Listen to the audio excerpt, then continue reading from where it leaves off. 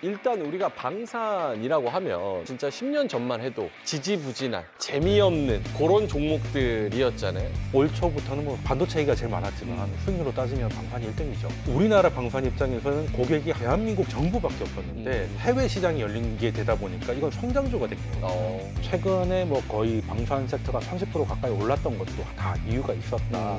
연초부터 달렸던 걸 놓치신 분들은 아까운 건 아까운 거예요. 네. 그렇지만 이게 한 번의 랠리로 끝날 것 같지는 않다. 지금 우리 방산 기업이 잘 나간다고 하니까 우리나라 방산 기업들도 수혜를 받는다 이렇게 봐야 되나요? 일단 방산에서 탑픽은 뭐니 해도 하나 에어로스페이스가 아닐까. 에어로스페이스. 방산에 플러스 도파민을 좀 원하시는 분들은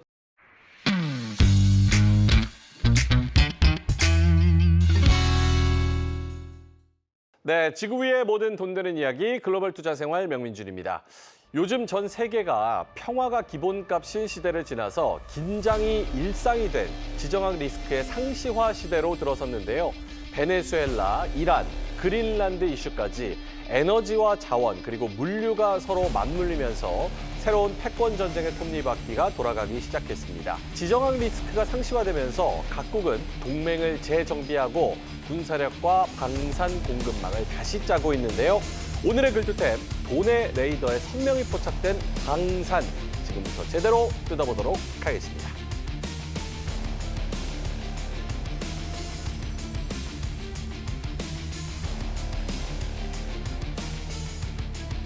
네, 2026년 1월 전 세계는 지정학의 소용돌이가 좀처럼 멈추지 않고 있습니다.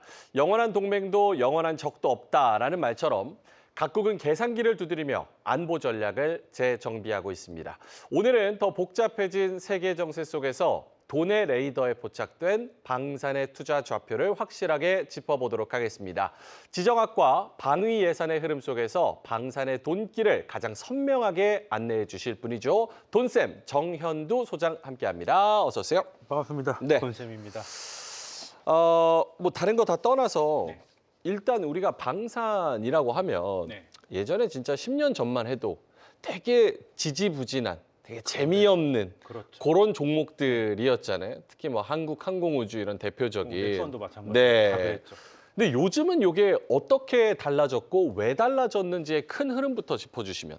일단 말씀하신 대로 방산이 재미없었던 이유가 방산의 고객이 정부밖에 없어요. 네, 그러니까 정부가 정부 지출을 국방비를 늘리지 않으면 아무리 개발을 해도 네. 팔리지가 않는 거고, 그리고 이게 군사 보안이 붙다 보니까 이게 수출이 어떻게 되는지 네. 매출이 어떻게 되는지 알아보기가 다른 산업보다 훨씬 어렵거든요. 그러니까 다른 산업이었으면 이 정도 수주가 나왔고 이 정도가 납품이 되면 얼마든지 뭐 보도자료도 내고 공시도 내고 해서 모멘텀을 받을 수 있는 건데, 여긴 또 군사기밀이니까 그냥 아름아름으로 가야 되는, 예, 그래서 한참 뒤에 확인이 되는, 그러다 보니까 개인들이 하기에는 별로 재미도 없었고 주가도 생각보다는 못 받았었죠. 예. 근데 요새 이제 주가 흐름이 달라진 거는 그런 뭐라 그럴까요? 장애물이 있음에도 불구하고 이란이나 그린란드나 뭐 베네수엘라나 중국과 대만 간의 긴장감, 여러 가지 이슈들이 지금 뉴스를 지배하고 있기 때문에 이거는 전 세계적으로 패권 전쟁이 일어나고 있다. 이런 흐름으로 인식해도 되나요? 일단 24년, 25년 상반기 때 그렇게 주도를 하다가 조방원이라고 했잖아요.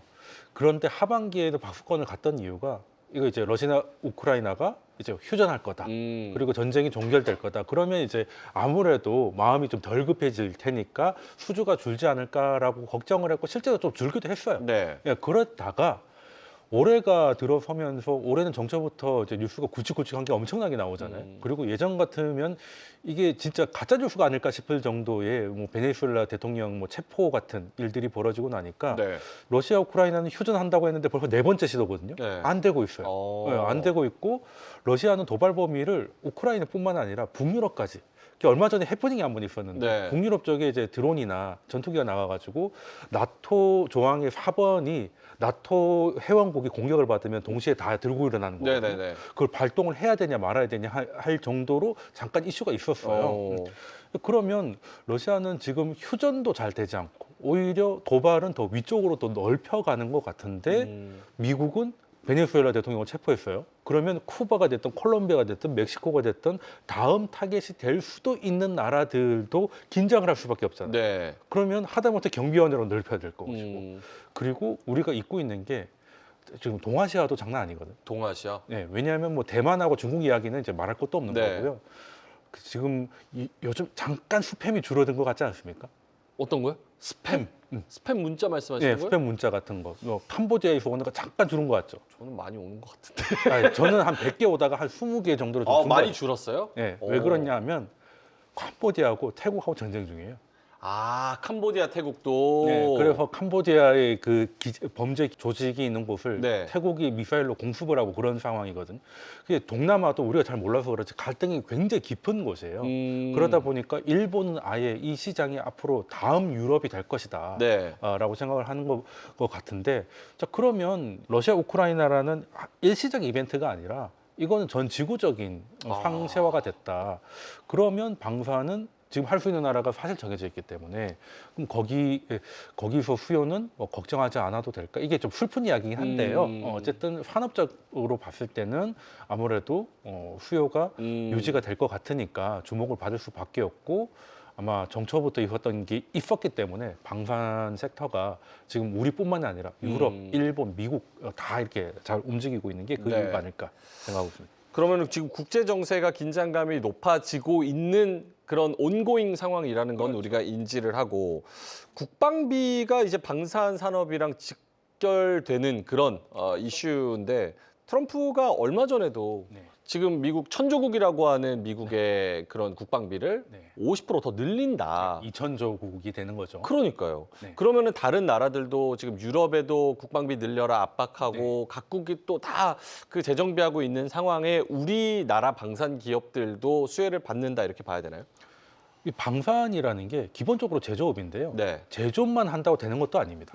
이게 무기 체계잖아요. 네. 그 무기 체계라는 것은 이미 가지고 있는 무기하고 효율적으로 좀 움직여줘야 되는 부분인데, 그러면 나라에서 가장 중요한 안보하고 연결이 돼야 돼요. 서로 네네. 호환이 돼야 되는 것인데, 그러면 우리하고 적국일 수도 있는 나라의 무기를 쓴다는 건 우리가 상식적으로 이해가 되지 않지 않습니까? 예. 그러면 사실 자유 진영에서 쓸 수 있는 방산이라는 게 사실 정해져 있어요.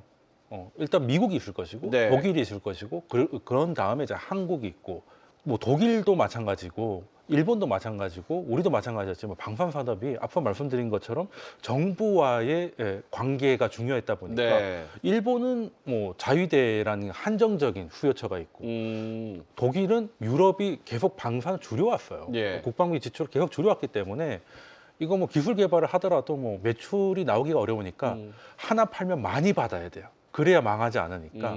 그런데 우리나라는 그런 상황은 아니었던 거죠. 네. 그러다 보니까 지금 보면 지금 전차가 됐던 자주포가 됐던 그래도 합리적인 가격에 그래도 우리가 기다릴 수 있는 시간 안에 인도해 줄 수 있는 나라가 있냐라고 했더니 일본도 우리나라 전차보다 10배가 비싸죠. 뭐 독일 2배 비싸죠. 일본이 10배가 비싸요? 네. 일본은 자위대밖에 없기 때문에 일본 특화된 전차가 있어요. 근데 일본엔 특화돼 있는데 일본 밖으로 나가면 또 장갑이 약해가지고 아하. 별 의미가 없는 건데, 이제 그런 각국 산업들이 각국 정부하고만 최적화를 시키다 보니까 뜻밖의 한국 방산이 이제 경쟁력을 보여주게 된 것이고, 이제 폴란드가 그 길을 한번 열어준 게 된 거다 보니 여기서 후에는 물론 이제 일본도 할 것이고 요즘 터키도 잘 나가고 있습니다. 네. 그리고 뭐 유럽도 하겠지만 한국을 놓고 가기가 쉽지 않을 것이다. 그러니까 우리의 최고의 장점인 가성비, 그렇죠. 그리고 납기일 맞춰주는 거. 그렇죠. 이 뭐 전쟁이 곧 네. 터질 것 같은데 지금 주문해서 20년 후에 준다고 하면 의미가 없지 않습니까? 그러니까요. 네. 납기일 맞춰주는 것과 그리고 기존 무기 시스템과의 호환, 그렇죠. 이런 것들이 장점이다. 알겠습니다. 그럼 조금 이걸 쪼개서 한번 여쭤볼게요. 네. 지금 시장에서 체감되는 방산 쪽의 마이크로 키워드를 보면 탄약 쪽이 있고요. 네. 미사일 방어, 네. 드론도 있고요. 해양 쪽에는 뭐 함정과 잠수함 뭐 여러 가지 좀 경쟁이 치열해지고 있는 상황에서 투자자 입장에서 가장 돈이 몰리는 쪽과 중장기로도 우리가 좀 볼 수 있는 그런 걸 나눠서 보면은 어떻게 봐야 될까요? 예, 뭐 지역적으로 좀 나눌 필요가 있을 것 같은데요. 일단은 유럽이 현재 가장 급한 곳은 분명하니까 네. 일단 거기가 러시아 우크라이나 전쟁이 좀 휴전되거나 뭐 종전된다고 하면 단기적으로는 방산에 어느 정도는 이제 변동성은 만들 수 있을 것 같은데 그걸 휴전했다고 해서 이제 다시 평화가 올 거라고 생각하는 순진한 사람은 별로 없을 것 같아요. 예. 이렇게 지금 폴란드 같은 경우는 이제 1차 인도부는 끝났고 이제 2차도 넘어갈 건데 유럽은 잘 아시다시피 뭐 스위스나 남쪽은 다 알프스 산맥이지만 위쪽은 다 평면이지 않습니까? 평야이기 때문에 전차와 자주포 수요가 클 수밖에 없는 구조적 환경이 있어요. 예, 그렇게 되면 우리나라 K2 흥룡이라든지 K9 뭐 자주포의 그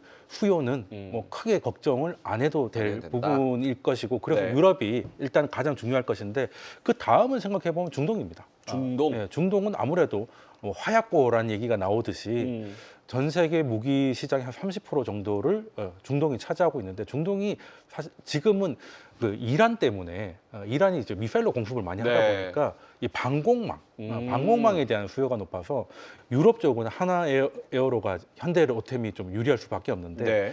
방공망에서는 좀 넥선도 괜찮은 게 뭐 그 천궁2 같은 경우도 이제 사우디에 수출을 이제 따냈고 네. 그리고 이제 사우디는 1차로 끝날 것 같지가 않아요.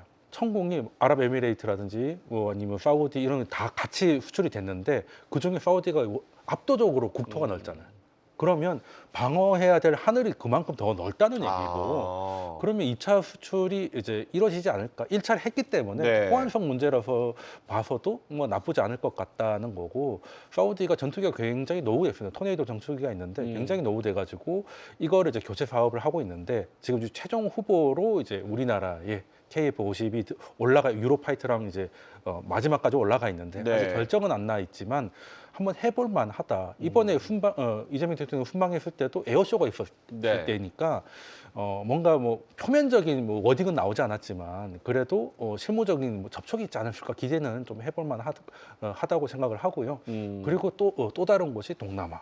동남아. 네, 일본하고 좀 일본이 지금 눈독 들이고 있는데 우리도 지금 동남아 쪽으로 한번 생각을 더 지금 하고 있는데 더 넓혀 볼 필요가 있겠다라고 보고 있습니다. 그러니까 지역으로 나눠서 거기에 맞는 기업들이 얼마나 앞으로 수주를 받을 네. 것인가 그거를 좀 공부해 보는 게 좀 필요하다. 네.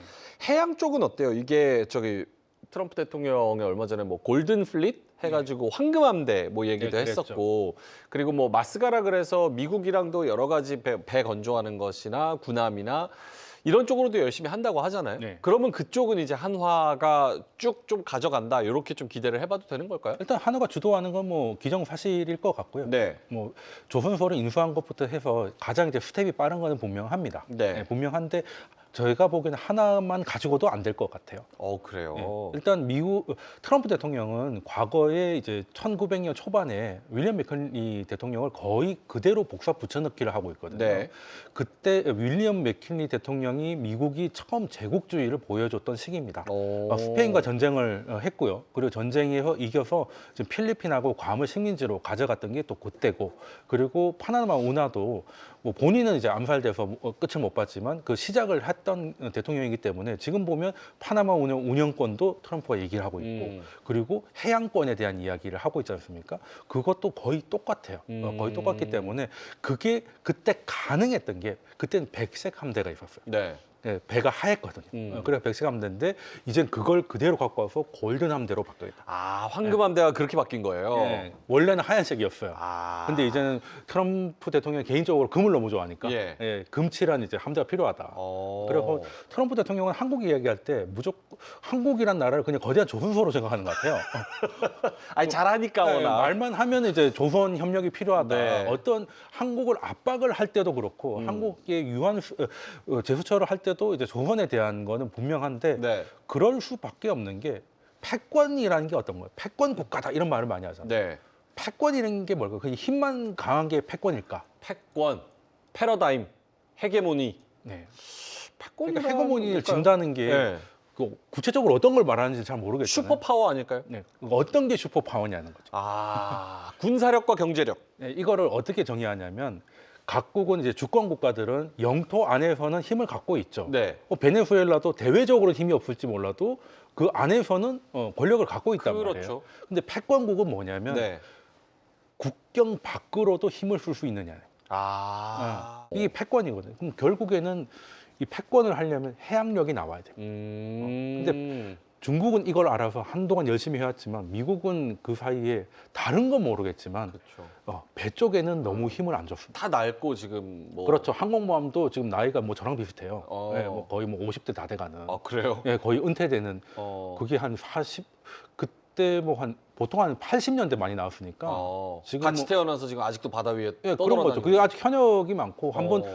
얘가 한번 퇴역을 하면 이걸 하나 다시 만드는 데도 쉽지 않거든요. 어. 그렇게 되면 좀 사실 굉장히 늦었죠. 굉장히 늦었는데 이걸 할 수 있는 게 일본은 캐파를 너무 줄였고 중국한테 할 수 있는 중국을 견제하기 위해서 하는 건데 그렇죠. 중국한테 할 수는 맡길 수는 없으니까 없죠. 맡길 수 있는 나라는 한국밖에 없는 건 분명한 사실이다.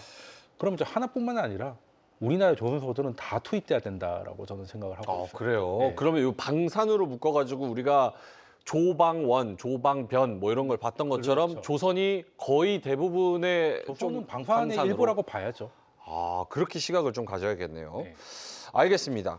이게 트럼프가 지금 그린란드 가져간다, 안 네. 가져간다, 공격한다, 안 한다, 유럽에선 막는다, 아니다, 네. 무력으로 뭐 어떻게 뭐 어떤 일이 일어난다, 안 일어난다, 뭐 지금 긴장 상태가 고조되고 있는 그렇죠. 상황이잖아요. 미국이랑 유럽이랑 서로 다른 계산을 하고 그렇게 되면 우리나라는 요 방산이라는 이 산업 개념 자체에서는 요 미국하고 유럽이 갈라지는 듯한 움직임은 어떻게 봐야 되는 거예요? 우리에게는 나쁠 건 없죠. 나쁠 게 사실 이 없다? 어떤 의미를 갖고 있느냐부터 한번 정리를 해봐야 될 것 같은데 네. 유럽이 지금 이 상황, 이 지경이 된 거는 이게 유럽이란 땅은 전쟁의 땅이었잖아요. 한시도 조용할 날이 없었어요. 그렇죠. 하다못해 이제 우리나라도 외세 침략이 많았다고 하지만 그 한반도는 그래도 일본하고 바다가 있고 네. 지형적인 게 있는데 유럽은 다 그냥 평지예요. 붙어 있잖아요. 네, 그러니까 줄 그어놨다가 네. 또 한쪽이 잘 살면 또 어김없이 전쟁이 일어나고 뭐 이런 상황이었기 때문에 어떻게 하면 전쟁을 안 할 수 있을까? 1, 2차 세계대전 이후로 어떻게 하면 전쟁을 안 할 수 있을까 해서 나왔던 게 네. 우리가 한 몸이 되면 안 싸우지 않겠냐. 그래서 이제 EU가 유럽연합. 93년에 출범을 하지 않습니까? 네. 근데 93년에 EU가 출범을 하고 나니까 긴장감이 떨어지는 거죠. 좀 긴장감- 나태해지는군요. 네, 이제 우리끼리 다 같은 편인데 뭐 네. 우리끼리 싸울 일이 없잖아. 이렇게 되는 건데 유일한 적은 저기 러시아, 러시아. 하나가 있는데 러시아도 예전에 소련 할 때는 소련이라고 하면 좀 두려운데 러시아 네. 하니까 조금 뭐 그냥 일반 국가 같기도 하고 뭐 별로 긴장이 좀 안 돼요. 그러다 보니까 1990년 유럽 전체의 국방비 소비를 100으로 잡았을 때 계속 내려가기 시작합니다. 그렇다고 유럽이 쇠퇴냐 그게 아니라 GDP 성장 그리고 사회적 지출은 계속 늘어나는데 네. 국방 지출만 계속 줄어요. 국방 지출이 계속 줄고 나중에는 어디까지 가냐면 2008년에 나토 회의가 루마니아에서 열리는데 네. 거기에 한 분을 초청을 했어요. 누굴 초청했냐면 푸틴을 불러요. 나토 회의에 나토가 왜 생겼어요? 러시아 막으려고 있는 게 그렇죠. 나토잖아요. 러시아에 대한 거기에 러시아 대통령을 불러가지고 그 연설을 들었다니까. 그러니까 사실 이제 전쟁에 대한 경계심은 거의 사라졌다고 봐야 되는 거죠. 우리로 치면 우리 국방 회의를 하는데 뭐 김정은을 불러가지고 이제 연설을 하게 만드는 예. 그런 이건 뭐 전쟁할 생각이 서로 없다는. 근데 지금 와서 보면 그때 푸틴 대통령이 연설문을 지금 읽어보면 굉장히 경고를 하고 갔어요. 그때는 분위기가 좋아가지고 넘어갔었는데. 그걸 읽었어야 됐는데. 네. 러시아 우크라이나 전쟁이 터지고 나서 보니까 그때 네. 경고였구나가 됐는데 근데 유럽은 그때부터 긴장을 놨고 그리고 2012년에 어떤 일이 벌어지냐면 EU가 노벨 평화상을 받아요. 네. 이게 단체가 받는 건 처음이거든요. 그러니까 EU의 출발이 우리끼리 전쟁하지 말자 했는데 실제 출범하고 나서 전쟁이 없었잖아요. 네. 그래서 이게 너무 좋다라고 해서 잘했다. 노벨 평화상을 EU한테 줍니다. 셀프 칭찬이네요. 네, 그렇죠. 네. 어떻게 보면 그랬더니 이제는 정말 전쟁이 없겠구나가 돼서 네. 국방비가 더 줄어요. 그래서 25%가 줍니다. 1990년에 비해서. 와. 4분의 1이 줄었답니다. 지금 덴마크가 뭐 그린란드를 운영하니 얘기 많은데 덴마크 병력이 몇 명인지 아세요? 한 뭐 2만 명 될까요? 9천 명. 진짜요? 네, 9천 명. 얼마 안 되네요. 네, 그러니까 특히 덴마크는 나라도 작은 데다가 제일 위쪽에 있잖아요. 전쟁 났을 때 좀 멀리 있다는 거죠. 네. 그러니까 긴장감이 더 떨어지고 그 9천 명도 뭐 정예 전투병 이런 것도 아닙니다. 지금 이번 나토 회의에서 스페인을 제외하고는 GDP의 5%를 음. 이제 국방 지출을 하겠다. 독일도 재무장하겠다 이런 네. 얘기 나오고 있잖아요. 우리도 지금 5%는 너무했고 3.5% 하겠다고 이제 합의가 된 거지 않습니까? 네. 뭐 이런 거를 보면 유럽이 갑자기 저렇게 재무장을 해야 될 때 음. 지금 말이 5%지 5%가 아니라 예전보다 훨씬 작은 상황이었거든요. 그 5% 늘리려고 할 때 아무리 자국 기업들 뭐 라인메탈 거를 쓰려고 해도 캐파에 한계가 있으니까 거기에 한국이 들어갈 빌자리는 꽤나 많을 것이다 라는 것이죠. 요거 한번 여쭤볼게요. 방산 시장 보면 나라별로 이건 우리 주특기다. 네. 라고 하는 분야가 하나씩 있을 것 같은데 뭐 미국이나 유럽이나 뭐 이스라엘 그리고 한국 각각 잘하는 분야가 다른데 투자자들이 이거는 꼭 알고 있어야 한다라는 네.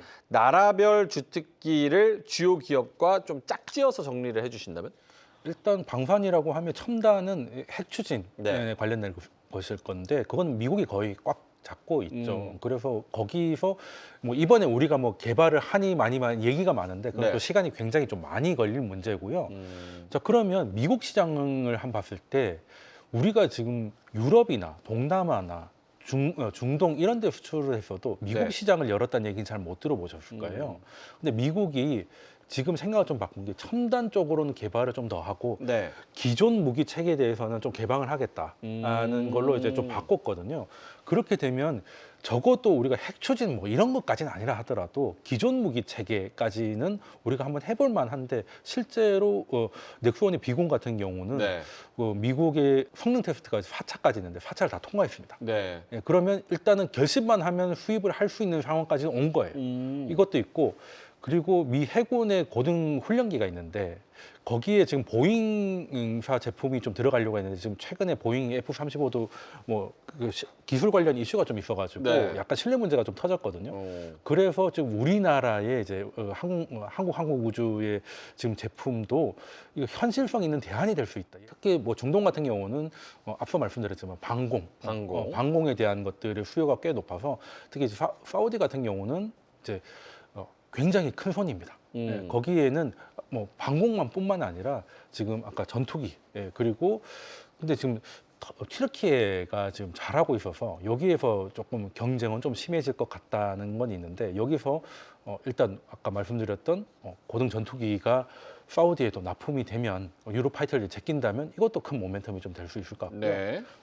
알겠습니다. 그러면 종목에 대한 이야기를 조금 해주시면 좋을 것 같은데 지금 방산 기업들이 뭐 여러 가지가 있잖아요. 근데 이제 투자자들이 사실은 방산하면은 뭐 미국 붙고 뭐 지금 긴장감 높아지고 그래서 좋다라고 투자하시긴 하는데 네. 사실 세부 내역을 공부하기가 되게 어렵다고 하시는 어렵죠. 분들이 네. 많아요. 그래서 돈쌤님이 좀 지켜보시는 방산 기업은 뭐가 있으며 왜 그걸 지켜보고 관심 있게 지켜보고 계신지 그 부분 좀 궁금하거든요. 일단 방산에서 탑픽은 뭐 뭐니 해도 하나 에어로스페이스가 하나 아닐까. 에어로스페이스.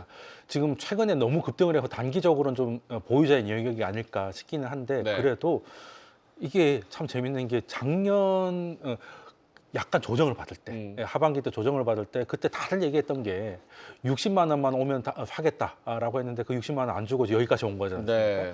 지금 사는 건 아니지만 조금 조정을 주면 한번 용기를 낼 필요가 있지 않을까라고 봐야 되고 일단 유럽 시장에서 가장 이제 우호도가 높은데 네. 지금 현대 로템하고 하나에어로가 그쪽에서 지상 무기에서는 가장 앞서 있는 부분은 사실이니까 여기에 대해서는 이제 주가가 그렇게 급등한 것도 다 이유가 있다라고 보고 있고요.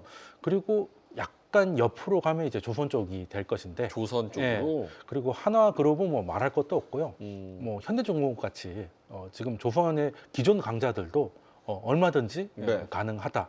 특히 최근에 오늘만 해도 현대차 그룹들이 리레이팅을 좀 단체로 하고 있지 않습니까? 네. 그럼 현대중공업도 그러지 말란 법은 없는 거거든요. 예, 그런 것들도 한번 볼 필요가 있겠다라는 생각을 하고 중동에서 좋은 뉴스가 좀 나온다라고 하면 이제 중동 쪽은 아까 넥스원이 좀 낫지 않을까 생각을 하고 있습니다. 하나 에어로스페이스랑 하나 시스템이랑은 또 약간 뭐 미세하게 어떤 부분이 좀 다르다고 봐야 돼요? 그냥 말 그대로 지상 무기를 만드는 건 에어로스페이스고 네. 시스템은 이제 플랫폼 개발 뭐 이런 쪽이 조금 있는데 둘 다 비슷하게 가고 있고요. 일단 밸류로 봤을 때는 현재 좀 부담인 거는 최근에 가장 많이 올라갔던 게 이제 카이죠. 카이. 예, 한국 항공우주인데 네. 또 우주 섹터가 지금 핫할 수밖에 없어요 올해는. 왜냐하면 좀 스페이스X가 올해 상장을 하는데 네. 우주 테마 한번 크게 볼 수 있는 상황이기 때문에 그래서 지금 밸류가 높은데도 좀 계속 가고 있거든요. 네. 그것도 약간 좀 방산에 플러스 도파민을 좀 원하시는 분들은 카이도 괜찮을 것 같다. 이건 우주 테마 한번 노려볼 필요는 있는데 밸류로 치면 방산 우주 섹터에서는 가장 높은 건 맞다. 근데 밸류로 좀 안전한 걸 그나마 좀 저밸류를 좀 찾는 그 안에서 찾는다면 하나 에어로가 그래도 아직도 여유가 좀 있고요. 넥스원도 좀 여유가 좀 있는 편이다. 마지막으로 좀 정리를 해보자면 올해 방산 투자에서 딱 세 가지만 체크하라고 한다면 네. 소장님은 어떤 부분을 우리 구독자분들한테 좀 네. 말씀을 해주고 싶으신지. 작년 하반기 때 왜 방산이 쉬어갔는가를 이제 보면 되겠죠. 딱 세 가지 이유 때문에 갔기 때문에 첫 번째는 당시에는 전쟁이 끝날 것 같다. 지정학적 이슈가 좀 완화되는 분위기였고 두 번째가 그 여파로 수주가 줄었습니다. 네. 실제로 줄었죠. 그런데 이제 수주는 올해부터 다시 좀 나오기 시작했어요. 그리고 세 번째가 실적이었는데 수주가 안 되니까 실적도 줄어드는 건 당연했거든요. 그럼 이 세 가지가 변해야 되는데 첫 번째 지정학적 이슈는 확실하게 변했죠. 일단 베네수엘라 이야기가 나오면서부터 전과 후는 완전히 달라졌습니다. 이제는 미국이 이 아메리카 대륙에 대해서는 중국이나 러시아의 어떤 노력이 있거나 혹은 남미가 뭔가를 하려고 할 때 예전엔 경제 제재 정도였어요. 네. 이제는 경제 제재가 아니라 직접 물리적으로 행사를 하겠다는 건 만천하에 보여줬지 않습니까? 그리고 작년 연말에 나왔던 미국 국가 안보 전략 보고서에 보면 아메리카 대륙 건드리면 참지 않겠다. 네. 그리고 그린란드도 아메리카 대륙이잖아요. 그렇죠. 예, 그렇기 때문에 여기까지 온 거거든요. 그러면 그 안에서 소위 말하는 남미의 좌파 국가들도 지정학적 이슈에 그대로 노출된 네. 것이고 쿠바, 콜롬비아 뭐 말할 것도 없고요. 예, 그렇기 때문에 그리고 다른 쪽은 여전합니다. 예, 그러니까 1번은 확실히 턴이 됐고 2번이 수주인데 수주는 이제 하나여로도 얼마 전에 또 새로운 수주를 받았고 수주 문제는 크게 문제가 없고 25년 것도 좀 뒤늦게 좀 발표가 나오고 있는데 정부 발표만 보더라도 그 애널리스트 평가를 좀 넘어서고 있더라고요. 150억 달러를 넘어가고 있으니까 일단 이것도 돌아갈 것이고 수주가 돌아서면 세 번째 실적은 당연히 돌아갈 것이기 때문에 이 세 가지를 봐야 되는데 세 가지 다 현재는 긍정적이고 최근에 뭐 거의 방산 섹터가 30% 가까이 올랐던 것도 한 달도 안 됐던 시기에 이렇게 된 것도 다 이유가 있었다라고 보면 될 것 같습니다. 물론 지금 연초부터 달렸던 걸 놓치신 분들은 아까운 건 아까운 거죠. 네. 그렇지만 이게 한 번의 랠리로 끝날 것 같지는 않다. 그래서 어느 정도의 이제 지금 대형주 순환이 빠르게 되고 있으니까 네. 방산에서 약간 숨돌림이 나오면 한번 노려볼 만한 자리를 주면 한번 노려보셔라. 네. 이렇게 말씀을 드리겠습니다. 해외에서도 유망 기업을 혹시 보시는 기업들이 있나요? 해외 같은 경우는 일단 우리한테 좀 리스크죠. 일단 유럽에서 그 라인메탈을 꼽을 수 라인메탈. 있습니다. 일단은 유럽도 뒤늦게 제가 얘기했던 걸 다 눈치를 챘어요. 네. 이제는 방산을 키워야 된다라고 해서 얼마 전에 파이낸셜 타임즈에서 보도를 했는데 이 방산 기업들이 이제 캐파 늘리고 하는 것을 바로바로 보고하지 않거든요. 그래서 위성 사진을 다 분석을 했어요. 그래서 방산 기업들이 공장 부지를 확보한 것들을 위성 사진으로 다 추적을 했는데 그걸 합쳐 보니까 700만 제곱미터입니다. 와, 700만 네. 제곱미터. 그 새로 만든 게 700만이고요.